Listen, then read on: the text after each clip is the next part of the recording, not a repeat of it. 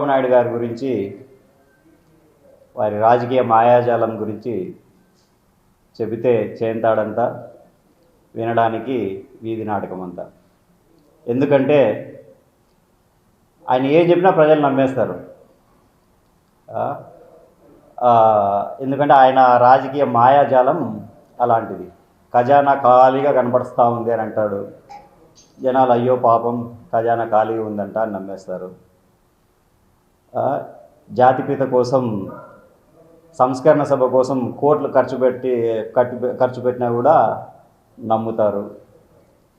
ఆరోగ్యాంధ్ర అని చెప్పి 100 కోట్లు వైజాగ్లో వృధా చేసినా కూడా అయ్యో పాపం చంద్రబాబు గారు అల్లాడిపోతూ ఉన్నారు, ఖజానా ఖాళీగా ఉన్నా కూడా ఇంత బాగా చేస్తూ ఉన్నారు అని చెప్పి నమ్మిచ్చేస్తాడన్నమాట.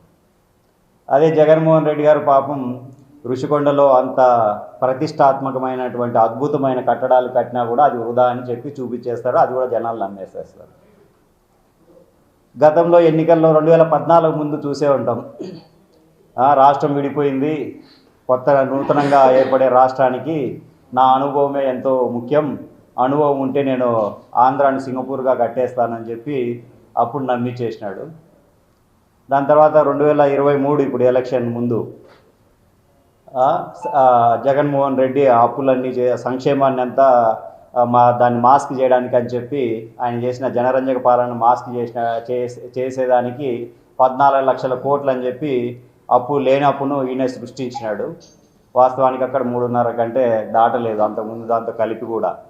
సో ఇట్లా సంక్షేమాన్ని అంతా కవర్ చేయడానికి అని చెప్పి అప్పులు చేసినాడని చెప్పి ఆ అప్పులన్నీ తీర్చడానికి నా దగ్గర ఒక మ్యాజిక్ ఉంది, నేను సంపద సృష్టిస్తా, నా దగ్గర అలీబాబా అద్భుత దీపం ఉందని చెప్పి జనాల్ని నమ్మించేసినాడు. జనాలు కూడా పాపం ఈయన ఏం చెప్పినా కూడా నమ్మేస్తారు. అట్లా ఆ సంపద సృష్టిలో భాగంగానే ఇప్పుడు మెడికల్ కాలేజీలు వ్యాపారం మొదలుపెట్టేసినారనమాట. ఏ విధంగా సంపద సృష్టిస్తారని అందరూ ఆలోచిస్తూ ఉండగా ఈయన అమ్మకాలు మొదలుపెట్టేసినాడు.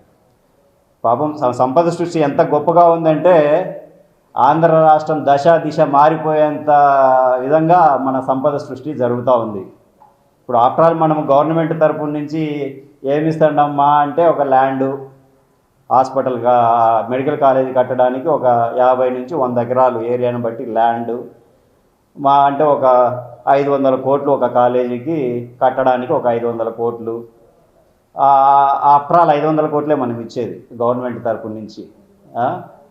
ఒక స్టాఫ్ను కూడా గవర్నమెంట్ రిక్రూట్ చేస్తూ ఉంది, వాళ్ళకి శాలరీస్ కూడా ఇస్తారంట.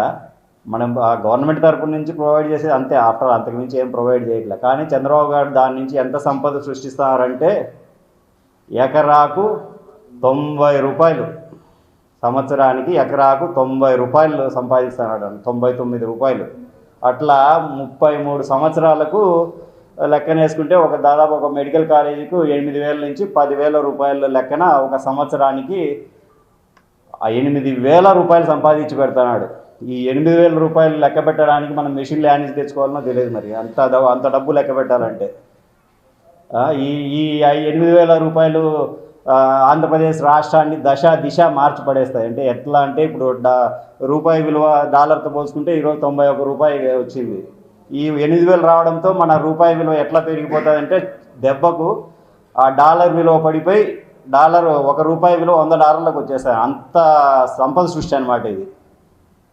ఇప్పుడు ఏదో మనకు ట్రంప్ మన మీద ఆంక్షలు విధిస్తూ ఉన్నాడు. ఎందుకని మన ఏదో కొంచెం టర్మ్స్ ఇద్దరి మధ్య చెడిపోయినాయి. ఈ సంపద మన చంద్రబాబు గారు సృష్టించే ఈ సంపదతో నెక్స్ట్ ఇంకా డొనాల్డ్ ట్రంప్ కూడా దిగి వచ్చి మన ఇండియాకు వచ్చి ముక్కు నేల గీసుకొని తిరుమలకి వచ్చి గుండు కొట్టించుకొని పొర్లు దండాలు కూడా పెడతాడేమో. అంత సంపద సృష్టి అంటే మన ఆంధ్రప్రదేశ్ అంత అభివృద్ధికి తీసుకుపోతున్నాడు మెడికల్ కాలేజీలు. ఈయన సంవత్సరానికి 8,000 లెక్కన ఒక మెడికల్ కాలేజీకి అమ్మి సంపద సృష్టించడం వల్ల. ఇదొక ఎత్తు అయితే, నిన్న ఒక పేపర్లో, ఈనాడు పేపర్లోనే దేంట్లో చూశాను అనమాట. దాంట్లో ఏంటంటే ఢిల్లీ గవర్నమెంట్ ఒక 11 మెడికల్ కాలేజెస్ని పీపీపీ మోడల్లో తీసుకునేదానికి అధ్యయనం చేయడానికి ఒక కమిటీని ఇన్వైట్ చేసినారు. సో దానివల్ల ఏం ప్రయోజనాలు ఉన్నాయి, ఏమేమి ప్రజలకు వివరించడానికి అని చెప్పి ఈనాడు పత్రికలో ప్రచురించడం జరిగింది. అది ఎందుకు చేశారంటే మామూలుగా చిన్నప్పుడు చూస్తూ ఉంటాం మన, అంటే పిల్లలు స్కూళ్ళల్లో ఏదైనా ఎగ్జామ్ ఫెయిల్ అయితే వాడు ఏం చేస్తాడంటే ఇంటికి వచ్చి మా ఎదురింటి రాము ఫెయిల్ అయినాడు, వాడు బాలు ఫెయిల్ అయినాడు, మన మామ కొడుకు వాడు ఫెయిల్ అయినాడు అని చెప్పి లాస్ట్లో వీడు ఫెయిల్ అయింది చెప్తాడనమాట. అంటే ఎందుకంటే ముందే వీడు ఫెయిల్ అయినాడని చెప్పినాడు అనుకో, వీళ్ళు తిడతారు కొడతారు. సో అందుకని ముందే వాడు దాన్ని న్యూట్రలైజ్ చేయడానికి ఆ ఫెయిల్యూర్ అనేటువంటి వేరే వాళ్ళని చూపిస్తే మన ఫెయిల్యూర్ కూడా కొంచెం మాస్క్ అయిపోతుంది అన్నట్టు ఈనాడు పత్రిక అదే అనమాట. అక్కడ పీపీపీ పెడుతున్నారు, మనం కూడా పీపీపీ పెడుతున్నాం, అందరికీ ప్రజలకు పీపీపీ ఊహిద్దామని చెప్పి అదే విధంగా ప్రకటించడం జరిగింది.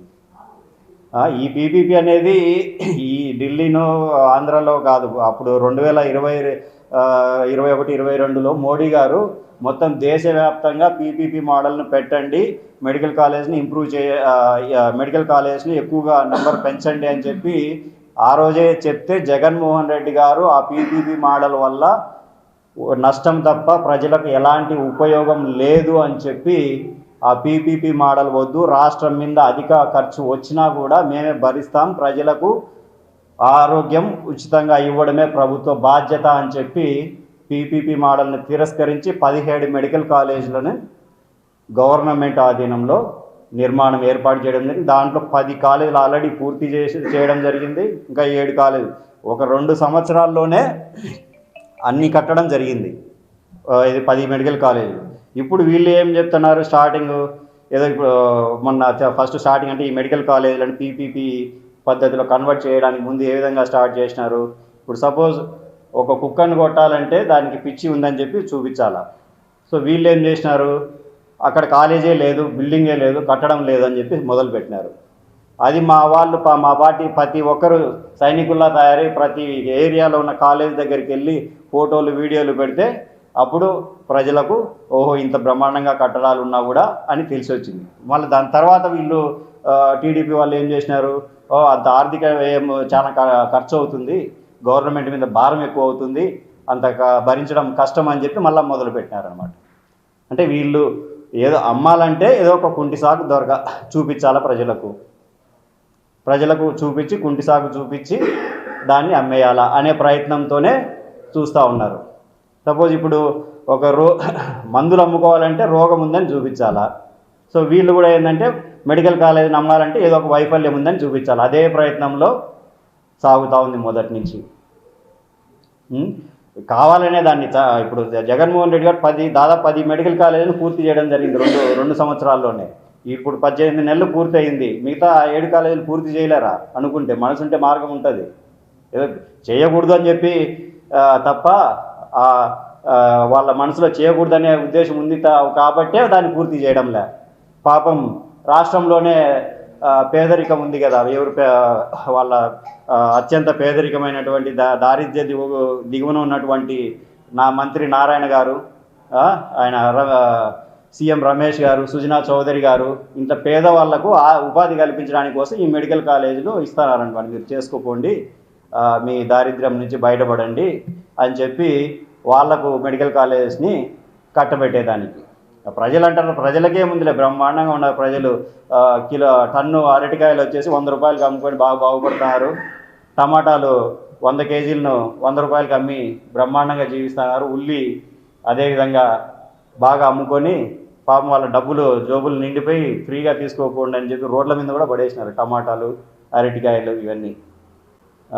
క్వార్టర్ కొట్టి పడుకోండి అని ప్రజలు బ్రహ్మాండంగా ఉన్నారని వీళ్ళ ఫీలింగ్. ప్రభుత్వ మెడికల్ కాలేజీలను ప్రైవేట్ పరం చేయాలనే ఉద్దేశంతో ఇప్పుడున్న కూటమి ప్రభుత్వం చాలా ప్రయత్నం చేసి ఈ విధంగా ప్రైవేట్ పరం చేస్తే ఆ పార్టీలో ఉన్న నాయకులకు జేబుల్లో డబ్బులు నిండుతాయే తప్ప ప్రజలకు ఉపయోగపడేది ఏమీ ఉండదు.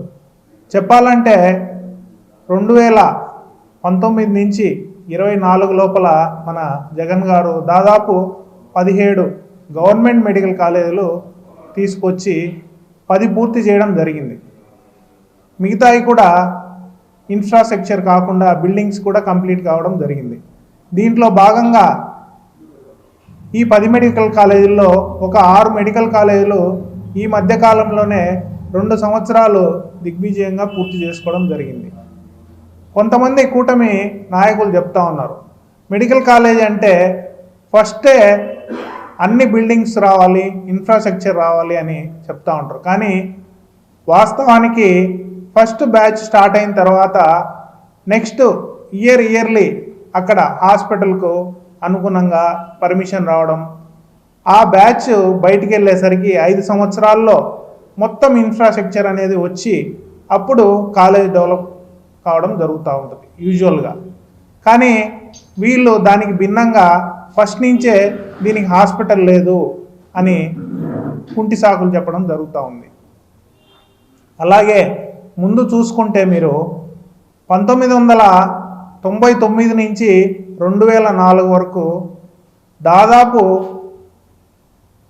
19 మెడికల్ కాలేజీలు వచ్చినాయి. అప్పుడు కూడా మన చంద్రబాబు గారే సీఎంగా ఉండి ఇన్ని మెడికల్ కాలేజీలు వస్తే కేవలం ఒకే ఒక గవర్నమెంట్ కాలేజీ వచ్చింది, మిగతా 18 కూడా ప్రైవేట్ కాలేజీలు. అంటే దాని అర్థమైంది, నాయకులు బాగుపడడానికి ఈ ప్రైవేట్ మెడికల్ కాలేజీలను ప్రవేశపెట్టారు. అట్లే ఇప్పుడు చూసుకుంటే పేద విద్యార్థి మెడికల్ కాలేజీలో చేరితే గవర్నమెంట్ది అయితే సంవత్సరానికి కేవలం 14,000 రూపాయలు చెల్లించి 5 సంవత్సరాలు అంటే దాదాపు 70,000 మన వైద్య విద్య పూర్తవుతుంది. అలాగే అదే ఈ గవర్నమెంట్ మెడికల్ కాలేజీని ప్రైవేట్ పరం చేస్తే సంవత్సరానికి 1,14,000 చెల్లించాలి. 14,000 ఎక్కడ, 1,14,000 ఎక్కడ? అప్పుడు ఇలా చేయడం వల్ల పేద విద్యార్థికి వైద్య వృత్తిని అంటే మెడికల్ కాలేజ్ చేయడం చాలా కష్టమవుతుంది. అలాగే మీరు ఆరోగ్యశ్రీని తీసుకుంటే ఈ మధ్యకాలంలో ఆరోగ్యశ్రీ సేవలన్నీ నిలిచిపోయి పేద ప్రజలు చాలా ఇబ్బంది పడుతున్నారు. అసలు ఆరోగ్యశ్రీ అనేది ముందు మన ప్రియతమ నేత రాజశేఖర రెడ్డి గారు సీఎం అయిన తర్వాత ఆరోగ్యశ్రీని తీసుకొని వచ్చి ఒక రోల్ మోడల్ లాగా, అంటే ఆరోగ్యశ్రీ కానీ 104 కానీ 108 కానీ దేశంలోనే మొట్టమొదటిసారిగా మన వైఎస్ గారు ప్రారంభించడం జరిగింది. ఈయనను ఆదర్శంగా తీసుకొని మిగతా రాష్ట్రాల్లో కూడా ఈ 108 ఆరోగ్యశ్రీ సేవలను ఇంప్లిమెంట్ చేశారు. అదే ఆరోగ్యశ్రీని ఇప్పుడున్న ప్రభుత్వం వాళ్ళ గవర్నమెంట్ వచ్చిన తర్వాత పేరు మార్చి ఎన్టీఆర్ ఆరోగ్యశ్రీ అని పేరు మార్చుకొని వాళ్ళు ఈ ప్రైవేట్ ఆసుపత్రులకు ఇవ్వాల్సిన డబ్బులు ఇవ్వకుండా కాలం గడిపేయడం జరుగుతూ ఉంది. అంతేకాకుండా ఈ మధ్యకాలంలో ఈ ప్రైవేట్ కాలేజీలను మారుస్తున్న సందర్భంలో మన జగన్ గారు ప్రతి నియోజకవర్గంలో ప్రతి మండలంలో 1,000,000 సంతకాల ప్రోగ్రాంను స్టార్ట్ చేయడం జరిగింది.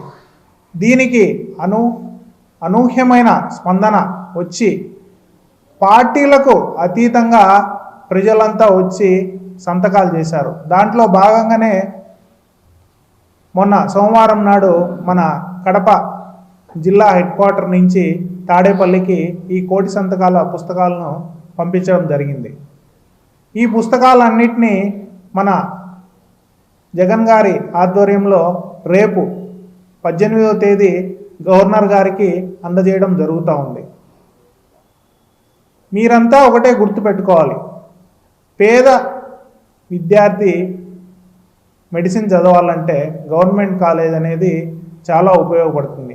అలాగే ప్రైవేట్ పరం చేసిన తర్వాత అందులో ఫీజులు కూడా 5,000 నుంచి 50,000 వరకు వాళ్ళు జబ్బును బట్టి కలెక్ట్ చేయడం కూడా చేస్తారు. అదే గవర్నమెంట్ ఆధీనంలో ఉంటే ప్రతి ఒక్క జబ్బును కూడా ఉచితంగా వైద్యం అందించేదానికి మనకు ఉపయోగపడుతుంది. దీని అంతటినీ దృష్టిలో పెట్టుకొని మన జగన్ గారు చేస్తున్న ఈ ఉద్యమానికి ప్రజలందరూ మద్దతు తెలిపి ఈ గవర్నమెంట్ మెడికల్ కాలేజీలను ప్రైవేటు పరం చేయకుండా ఆపాలని, మీ అంతు సహకారం అందించాలని మిమ్మల్ని అందరినీ కోరుకుంటూ సెలవు తీసుకుంటున్నాను.